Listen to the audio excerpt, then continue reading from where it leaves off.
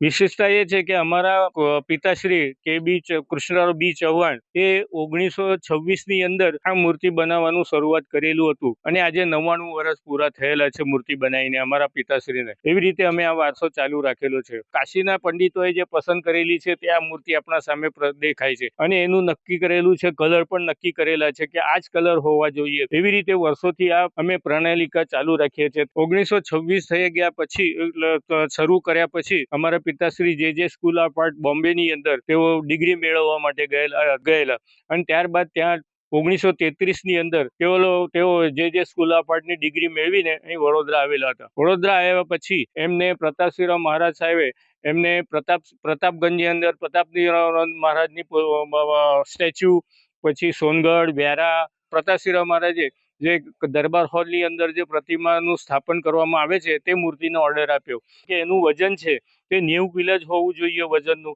એની height છે પણ 36 inch જાળવી રાખવામાં આવે છે કારણ કે પાલખીની અંદર એટલું વજન અને હાઇટ એની એટલી પેલવામાં આવે છે. આવી રીતે એનું જે બહુ ખાસ ધ્યાન આપવામાં આવે છે અને આવી રીતે અમે આ મૂર્તિ બનાવવાનું 79 વર્ષ થઈ ગયા છે અમને આ મૂર્તિ બનાવીને અને એવી રીતે અમે વર્ષોથી પ્રણાલિકા ચાલુ રાખેલી છે.